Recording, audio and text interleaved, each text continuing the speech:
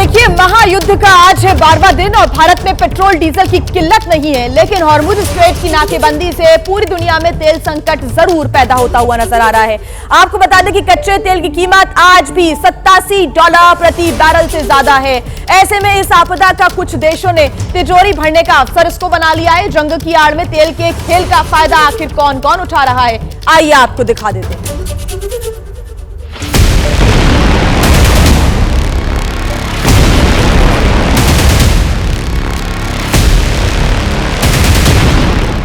Middle east में चल रही जंग के 3 किरदार हैं,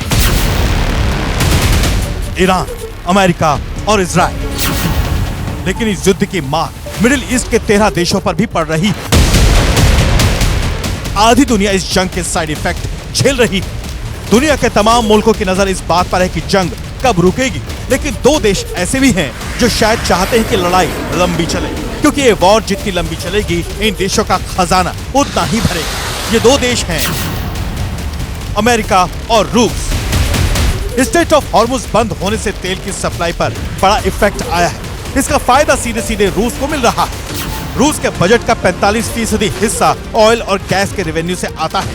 2025 में अमेरिका के प्रतिबंध के बाद ये रेवेन्यू 20% कम हो गया।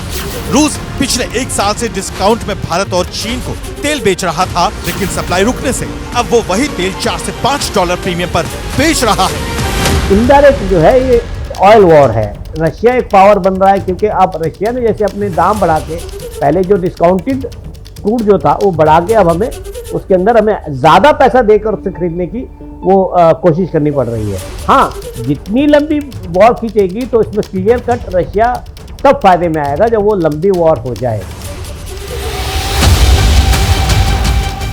दूसरी तरफ अमेरिका है, जो बार बार इस जंग का मकसद बदल रहा है। कभी वो ईरान में रिजीम चेंज की बात करता है, तो कभी उसे न्यूक्लियर ताकत बनने से रोकने का दम भरता है। लेकिन ऐसा लगता है कि अमेरिका भी युद्ध की आड़ में तेल का खेल खेल रहा है। Positive thing. I mean, this was an excursion that a lot of people wouldn't have done. I knew oil prices would go up if I did this, and they've gone up probably less than I thought they'd go up. But I don't think anybody thought we were going to be this quickly successful. This was. Trump को लगता है कि कीमत अभी उतनी नहीं बढ़ी जितनी कि उन्होंने सोची थी। ऐसे में सवाल यह है कि क्या ट्रंप को जितने फायदे की उम्मीद थी वो अब तक उन्हें हासिल नहीं हुआ। अमेरिका दुनिया के 180 देशों को पेट्रोलियम एक्सपोर्ट करता है। तेल की कीमतें बढ़ने का डायरेक्ट इंपैक्ट उसकी ट्रेजरी पर होता है।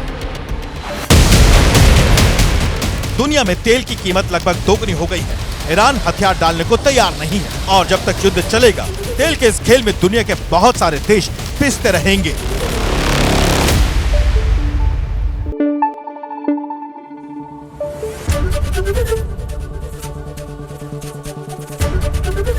एबीपी न्यूज आपको रखे आगे।